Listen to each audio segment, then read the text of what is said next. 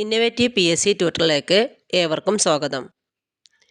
വരുന്ന 10th prelims stage 3 എഴുതുന്നവർക്ക് വേണ്ടിയിട്ടുള്ള തയ്യാറാക്കിയ മുൻവർഷ ചോദ്യങ്ങളുടെ ഒരു റിവിഷൻ സീരീസാണിത്. ഇത് പാർട്ട് 10 ആണ്. ഇതിന് മുമ്പേ ഉള്ള വീഡിയോസൊക്കെ കിട്ടണമെങ്കിൽ അതൊരു പ്ലേലിസ്റ്റ് ആയിട്ട് കൊടുത്തിട്ടുണ്ട്. താല്പര്യമുള്ളവർക്ക് പോയി കാണാവുന്നതാണ്. ഇഷ്ടപ്പെടുകയാണെങ്കിൽ നിങ്ങൾ ലൈക്ക് ചെയ്യാനും സബ്സ്ക്രൈബ് ചെയ്യാനും മറക്കരുത്. നിങ്ങളുടെ സപ്പോർട്ട് ഉണ്ടാവും എന്നുള്ള പ്രതീക്ഷയോടെയാണ് ഓരോ വീഡിയോസ് നമ്മൾ ഇട്ടുകൊണ്ടിരിക്കുന്നത്. നിങ്ങൾക്ക് ഉപകാരമെന്ന് തോന്നുകയാണെങ്കിൽ അത് നിങ്ങളുടെ ഫ്രണ്ട്സിനും കൂടി ഷെയർ ചെയ്യാനും മറക്കല്ലേ. അപ്പോൾ നമുക്ക് വീഡിയോയിലേക്ക് പോകാം. ഒന്നാമത്തെ ക്വസ്റ്റ്യൻ ഇതാണ്: നീതി ആയോഗിനെ സംബന്ധിച്ച് താഴെ തന്നിരിക്കുന്ന പ്രസ്താവനയിൽ ശരിയായവ ഏതെല്ലാം? ശരിയായതാണ് ചോദിച്ചിട്ടുള്ളത്.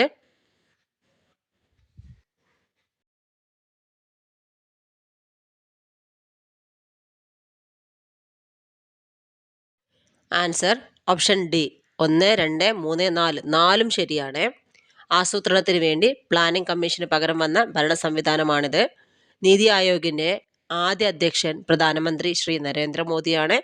2015 ജനുവരി 1 നിലവിൽ വന്നത്. നീതി ആയോഗിൻ്റെ ആസ്ഥാനം ന്യൂഡൽഹിയാണ്.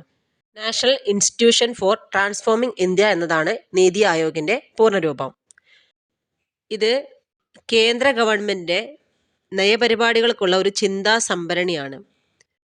നീതി ആയോഗിൽ 5 മുഴുവൻ സമയ അംഗങ്ങളും 2 പാർട്ട് ടൈം അംഗങ്ങളും അതുപോലെ 4 എക്സ് ഒഫീഷ്യോ അംഗങ്ങളാണ് ഉള്ളത്. എക്സ് ഒഫീഷ്യോ അംഗങ്ങൾ കേന്ദ്ര മന്ത്രിസഭയിലെ അംഗങ്ങളായിരിക്കും. അതുപോലെ ഗവൺമെൻറ്റിൻ്റെ സെക്രട്ടറി റാങ്കിലുള്ള ഒരു CEO-യും നീതി ആയോഗിനുണ്ടായിരിക്കും. നീതി ആയോഗിൻ്റെ എക്സ് ഒഫീഷ്യോ ചെയർമാൻ പ്രധാനമന്ത്രിയാണ്.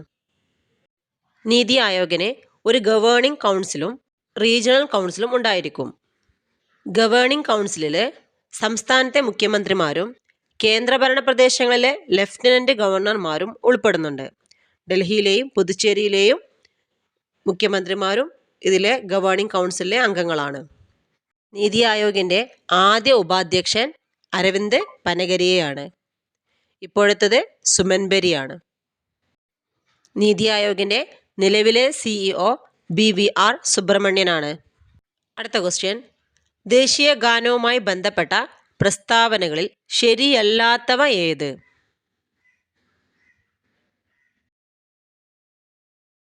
ആൻസർ ഓപ്ഷൻ ബി 3ഉം 4ഉമാണ് ശരിയാവാത്തത്. അപ്പം ശരിയായത് ഏതൊക്കെയെന്ന് നോക്കാം. ഭാഗ്യവിധാത എന്നതായിരുന്നു ഇതിൻ്റെ ആദ്യ നാമം. ആദ്യമായി ആലപിച്ചത് സരളാദേവി ചൗധരാണിയാണ്. മൂന്നാമത്തെ എന്തുകൊണ്ടാണ് തെറ്റിയത്? 1950 ജനുവരി 24 ജനഗണമനയെ ദേശീയഗാനമായി അംഗീകരിച്ചത്. നാലാമത് തെറ്റാനുള്ള കാരണം എന്താണ്? 1911 കൽക്കത്ത സമ്മേളനത്തിലെ അധ്യക്ഷൻ BN ദർ ആയിരുന്നു. BN ദറിൻ്റെ അധ്യക്ഷതയിലുള്ള INC സമ്മേളനത്തിലാണ് ആദ്യമായി ജനഗണമന ആലപിച്ചത്. അടുത്ത ക്വസ്റ്റ്യൻ നോക്കൂ. ഇന്ത്യയുടെ ദേശീയ മുദ്രയിൽ ഉൾപ്പെട്ടിട്ടുള്ള മൃഗങ്ങൾ ഏതെല്ലാം? ആൻസർ ഓപ്ഷൻ ഡി ആന, കാള, സിംഹം, കുതിര. ഇന്ത്യയുടെ ദേശീയ മുദ്ര സിംഹമുദ്രയാണ്. സിംഹമുദ്ര ഭരണഘടന അംഗീകരിച്ചത് 1950 ജനുവരി 26 സിംഹമുദ്രയെ എടുത്തിരിക്കുന്നത് സാരനാഥിലെ അശോക സ്തംഭത്തിൽ നിന്നാണ്. അടുത്ത ക്വസ്റ്റ്യൻ: നമ്മുടെ ദേശീയ ഗാനമായ ജനഗണമന ഏത് ഭാഷയിലാണ് രചിച്ചത്? ആൻസർ ഓപ്ഷൻ സി ബംഗാളി ഭാഷയിൽ. ദേശീയഗാനം രചിച്ചത് രവീന്ദ്രനാഥ് ടാഗോറാണ്. ദേശീയഗാനത്തിന് സംഗീതം നൽകിയത് captain Ram Singh താക്കൂറാണ്.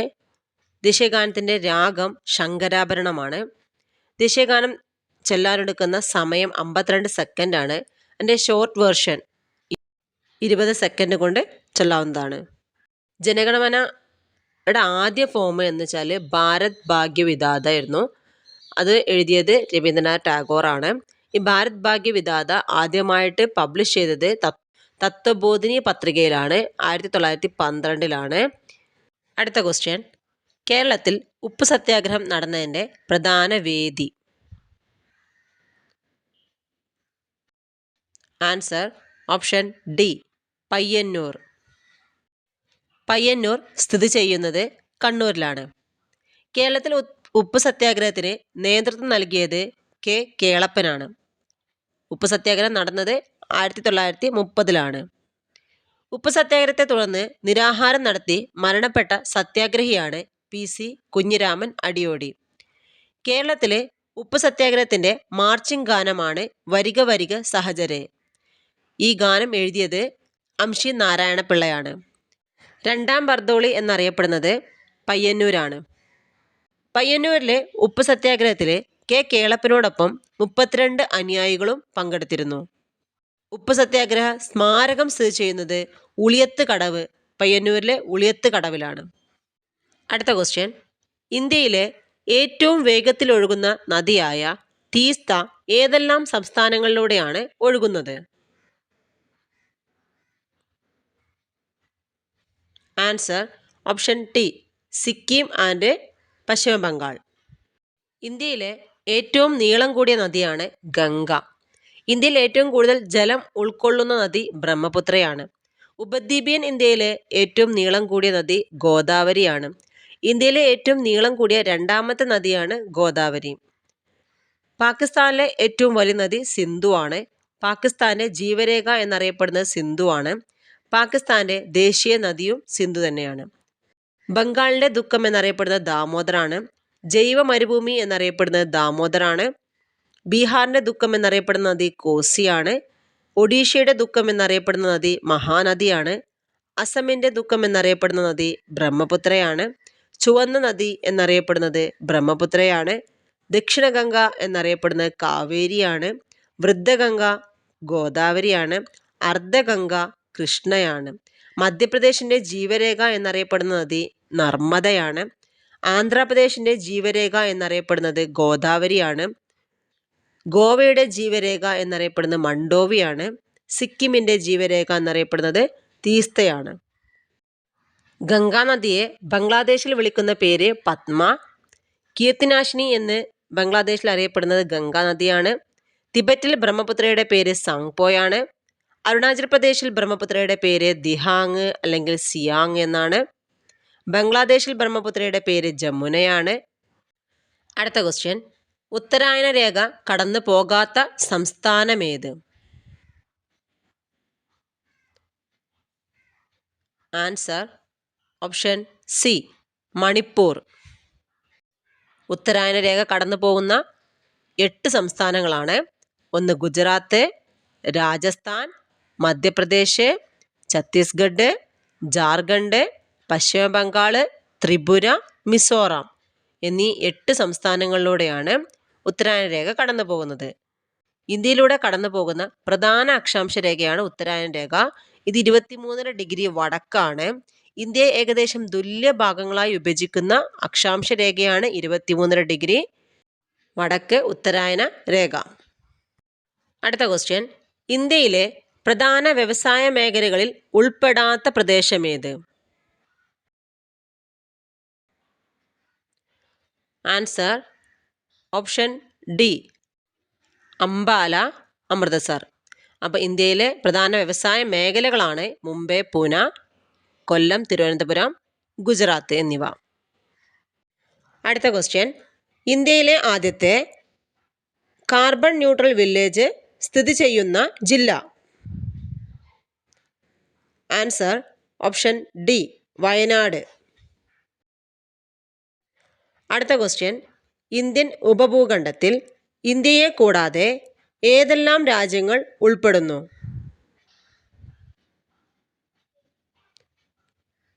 Answer option C, Bhutan, Nepal, Bangladesh, Pakistan. Indian ഉപഭൂഖണ്ഡത്തിൽ 7 രാജ്യങ്ങളാണുള്ളത്. ഇന്ത്യ, പാകിസ്ഥാന്, നേപ്പാള്, ഭൂട്ടാന്, ബംഗ്ലാദേശ്, ശ്രീലങ്ക, മാലദ്വീപ്. ഇന്ത്യയുടെ അയൽ രാജ്യങ്ങളാണ് പാകിസ്ഥാന്, അഫ്ഗാനിസ്ഥാന്, ചൈന, നേപ്പാള്, ഭൂട്ടാന്, മ്യാൻമർ, ബംഗ്ലാദേശ് എന്നീ 7 രാജ്യങ്ങൾ. സമുദ്ര അതിർത്തിയിലുള്ള ശ്രീലങ്കയും മാലദ്വീപും ഇന്ത്യയുടെ അയൽ രാജ്യങ്ങളാണ്. അങ്ങനെ 9 അയൽ രാജ്യങ്ങളുണ്ട്. ഇതിൽ അഫ്ഗാനിസ്ഥാനെയും ചൈനയും അതുപോലെ മ്യാൻമറും എന്തിലില്ല? ഇന്ത്യൻ ഉപഭൂഖണ്ഡത്തിലില്ല. ഇന്ത്യയുടെ അയൽ രാജ്യങ്ങളായിട്ടുണ്ട്, പക്ഷെ എന്നാലത് ഇന്ത്യൻ ഉപഭൂഖണ്ഡത്തിൽ ഉൾപ്പെടുന്നതല്ല. ഓർത്തിരിക്കുക, മാറിപ്പോവാതെ നോക്കുക. അടുത്ത ക്വസ്റ്റ്യൻ, ഊർജായനം പദ്ധതിയുടെ ഭാഗമായി പ്രഖ്യാപിക്കപ്പെട്ട ഇന്ത്യയിലെ ആദ്യത്തെ ഫിലമെന്റ് ബൾബ് ഫ്രീ പഞ്ചായത്ത് ഏത്? Answer option A Pilicode. അടുത്ത ക്വസ്റ്റ്യൻ, സാമൂഹ്യ പരിഷ്കർത്താവായ വാഗ്ബടാനന്ദൻ രൂപം നൽകിയ പരിഷ്കരണ പ്രസ്ഥാനം ഏത്? ആൻസർ ഓപ്ഷൻ ബി ആത്മവിദ്യാ സംഘം. സമത്വ സമാജം സ്ഥാപിച്ചത് വൈകുണ്ഠസ്വാമികളാണ്. സാധുജന പരിപാലന സംഘം സ്ഥാപിച്ച അയ്യങ്കാളിയാണ്. പ്രത്യക്ഷ രക്ഷാ ദൈവസഭ പൊയ്കയിൽ യോഹന്നാൻ്റേതാണ്. കണ്ണൂർ പാട്യം ഗ്രാമത്ത് 1885 ഏപ്രിൽ 27 വാഗ്ബടാനന്ദൻ ജനിച്ചത്. കാവ്യ ഉപേക്ഷിച്ച് ഖദർ അണിഞ്ഞ നവോത്ഥാന നായകനാണ് വാഗ്ബടാനന്ദൻ. വാഗ്ബടാനന്ദന്റെ ബാല്യകാല നാമം കുഞ്ഞിക്കണ്ണൻ എന്നായിരുന്നു. വയലേരി കുഞ്ഞിക്കണ്ണൻ ഗുരുക്കൾക്ക് വാഗ്ബടാനന്ദൻ എന്ന പേര് നൽകിയത് ബ്രഹ്മാനന്ദ ശിവയോഗിയാണ്. വി കെ ഗുരുക്കൾ, ബാലഗുരുക്കൾ എന്നൊക്കെ അറിയപ്പെടുന്ന വാഗ്ബടാനന്ദനാണ്. വാഗ്ബടാനന്ദൻ 1906 കോഴിക്കോട് തത്വപ്രകാശിക സംസ്കൃത പഠന കേന്ദ്രം സ്ഥാപിച്ചു. 1911 കണ്ണൂർ ജില്ലയിലെ പാട്യം ഗ്രാമത്ത് 1885 ഏപ്രിൽ 27 ജനിച്ച നവോത്ഥാന നായകനാണ് വാഗ്ബടാനന്ദൻ. കാവ്യ ഉപേക്ഷിച്ച് ഖദർ അണിഞ്ഞ നവോത്ഥാന നായകനാണ് വാഗ്ബടാനന്ദൻ. വാഗ്ബടാനന്ദന്റെ ബാല്യകാല നാമമായിരുന്നു കുഞ്ഞിക്കണ്ണൻ. വയലേരി കുഞ്ഞിക്കണ്ണൻ ഗുരുക്കൾക്ക് വാഗ്ബടാനന്ദൻ എന്ന പേര് നൽകിയത് ബ്രഹ്മാനന്ദ ശിവയോഗിയാണ്. വാഗ്ബടാനന്ദൻ 1906 കോഴിക്കോട് തത്വപ്രകാശിക സംസ്കൃത പഠന കേന്ദ്രം സ്ഥാപിച്ചു. 1911 രാജയോഗാനന്ദ കൗമുദി യോഗശാല കോഴിക്കോട് സ്ഥാപിച്ചതും വാഗ്ബടാനന്ദനാണ്. വാഗ്ബടാനന്ദൻ ആത്മവിദ്യാ സംഘം എന്ന സംഘടന സ്ഥാപിച്ചത് 1917 ആത്മവിദ്യാ സംഘത്തിന്റെ മുഖപത്രമായ അഭിനവ കേരളം എന്ന പ്രസിദ്ധീകരണം 1927 പ്രീതിഭോജനം നടത്തിയ നവോത്ഥാന നായകനാണ് വാഗ്ബടാനന്ദൻ. വാഗ്ബടാനന്ദൻ ആരംഭിച്ച മാസികകളാണ് ശിവയോഗി വിലാസം 1914, ആത്മവിദ്യ കാഹളം 1929, യജമാനൻ 1939. അദ്ദേഹം മരണപ്പെട്ടത് 1939 ഒക്ടോബർ 29. അടുത്ത ക്വസ്റ്റ്യൻ, യുഗപുരുഷൻ എന്ന ചലച്ചിത്രം ആരുടെ ജീവിതകഥയാണ്?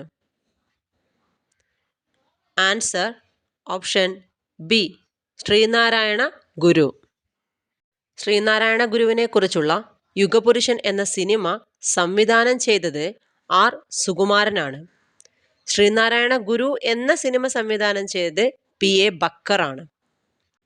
ശ്രീനാരായണ ഗുരുവിനെ കുറിച്ച് ഗുരു എന്ന കൃതി എഴുതിയത് K സുരേന്ദ്രനാണ്. നാരായണം എന്ന കൃതി എഴുതിയത് പെരുമ്പടവം ശ്രീധരനാണ്. ഗുരുദേവ കർണാമൃതം എന്ന കൃതി എഴുതിയത് കിളിമാനൂർ കേശവനാണ്. നാരായണ ഗുരുസ്വാമി എന്ന കൃതി എഴുതിയത് MK സാനുവാണ്. ആദ്യമായി ശ്രീനാരായണ ഗുരുവിനെ കുറിച്ച് ജീവചരിത്രം എഴുതിയ വ്യക്തിയാണ് മൂർക്കോത്ത് കുമാരൻ. അടുത്ത ക്വസ്റ്റ്യൻ, ദേശീയ ജലപാത 2 സംബന്ധിച്ച ശരിയായ പ്രസ്താവനകൾ ഏവ?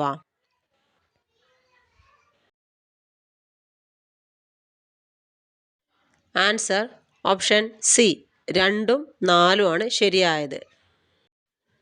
സാദിയ മുതൽ ധൂബ്രി വരെ സ്ഥിതി ചെയ്യുന്നു. ഇന്ത്യയും ബംഗ്ലാദേശും തമ്മിൽ പങ്കിടുന്നു. ദേശീയ ജലപാത 1 ഗംഗാ നദിയിലെ അലഹാബാദ് മുതൽ ഹാൽഡിയ വരെ 1620 കിലോമീറ്റർ.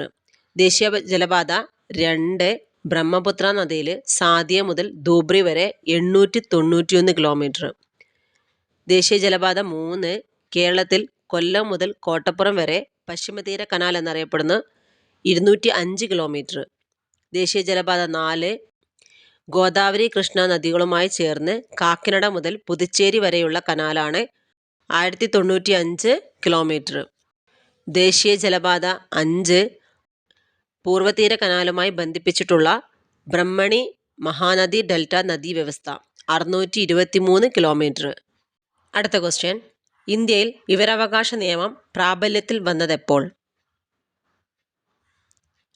Answer option D 2005. വിവരാവകാശ നിയമം ഇന്ത്യൻ പാർലമെൻറ്റ് പാസ്സാക്കിയത് 2005 ജൂൺ 15-നാണ്. ഇതിൽ ഒപ്പുവെച്ചത് പ്രസിഡന്റ് APJ അബ്ദുൽ കലാം ആയിരുന്നു. വിവരാവകാശ നിയമം പ്രാബല്യത്തിൽ വന്നത് 2005 ഒക്ടോബർ 12-ന്.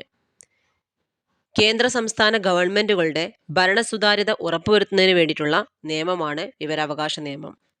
വിവരാവകാശ നിയമം നടപ്പിലാക്കിയ ലോകത്തിലെ തന്നെ ആദ്യ രാജ്യമാണ് സ്വീഡൻ 1766. ഇന്ത്യൻ ജനാധിപത്യത്തിൻ്റെ സൂര്യ തേജസ് എന്നറിയപ്പെടുന്നത് വിവരാവകാശ നിയമമാണ്. വിവരാവകാശ നിയമം പാസ്സാക്കിയ ഇന്ത്യയിലെ ആദ്യ സംസ്ഥാനം തമിഴ്നാടാണ് 1997. എന്നാൽ നിയമം നിലവിൽ വന്നതിന് ശേഷം ഫസ്റ്റ് നിലവിൽ വന്ന സംസ്ഥാനം രാജസ്ഥാനാണ്. വിവരാവകാശ നിയമപ്രകാരം അപേക്ഷ ലഭിച്ചാൽ 30 ദിവസത്തിനുള്ളിൽ മറുപടി ലഭിച്ചിരിക്കണം. അത് ഒരു വ്യക്തിയുടെ ജീവനെയും സ്വാതന്ത്ര്യത്തെയും സംബന്ധിച്ചുള്ള വിവരമാണ് ലഭിക്കേണ്ടതെങ്കിൽ 48 മണിക്കൂറിനുള്ളിൽ വിവരം ലഭിക്കണം. എന്നാൽ അപേക്ഷ സമർപ്പിക്കുന്നത് അസിസ്റ്റന്റ് പബ്ലിക് ഇൻഫർമേഷൻ ഓഫീസിലേക്കാണെങ്കിൽ 35 ദിവസത്തിനുള്ളിൽ മറുപടി നൽകേണ്ടതാണ്. വിവരാവകാശ നിയമം പാർലമെൻറ്റ് പാസ്സാക്കുന്നതിന് വേണ്ടിയിട്ട് പ്രവർത്തിച്ച സംഘടനയാണ് മസ്തൂർ കിസാൻ ശക്തി സംഘാതൻ. ഇതിന് നേതൃത്വം നൽകിയത് അരുണ റോയിയാണ്. ഇത് സ്ഥാപിക്കപ്പെട്ടത് രാജസ്ഥാനിലാണ്.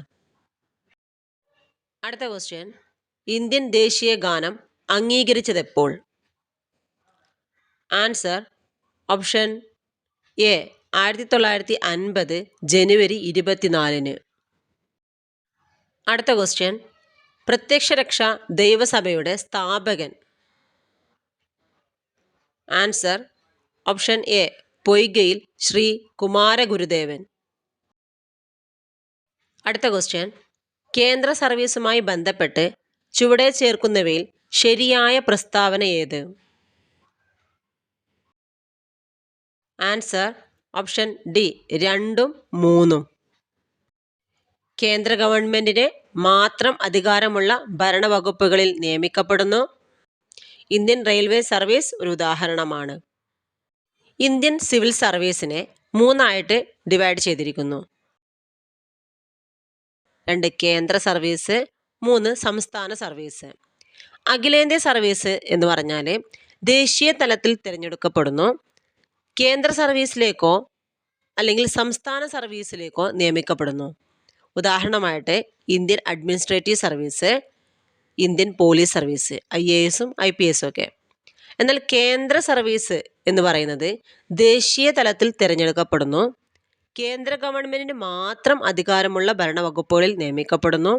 ഉദാഹരണമായി Indian foreign service, Indian railway service. എന്നാൽ സംസ്ഥാന സർവീസ് എന്ന് പറഞ്ഞാൽ സംസ്ഥാന തലത്തിലാണ് തിരഞ്ഞെടുക്കപ്പെടുന്നത്. സംസ്ഥാന ഗവൺമെൻറ്റിന് കീഴിലുള്ള വകുപ്പുകളിലാണ് നിയമിക്കപ്പെടുന്നത്. അടുത്ത ക്വസ്റ്റ്യൻ, വിവരാവകാശ നിയമപ്രകാരം ആവശ്യപ്പെടുന്ന വിവരം ഒരു വ്യക്തിയുടെ സ്വാതന്ത്ര്യത്തെ സംബന്ധിച്ചതാണെങ്കിൽ ഉത്തരം ലഭിക്കേണ്ട സമയപരിധി? ആൻസർ ഓപ്ഷൻ ഡി 48 മണിക്കൂർ. അടുത്ത ക്വസ്റ്റ്യൻ, കേരളത്തിൻ്റെ കടൽ തീരത്തിൻ്റെ ദൈർഘ്യം എത്ര? Answer option D 580 kilometre. കേരളത്തിൻ്റെ തെക്ക് വടക്ക് ദൂരം 560 കിലോമീറ്ററാണ്. കേരള സംസ്ഥാനം നിലവിൽ വന്നത് 1956 നവംബർ 1-നാണ്. കേരളത്തിൻ്റെ വിസ്തീർണം 38,863 ചതുരശ്ര കിലോമീറ്റർ.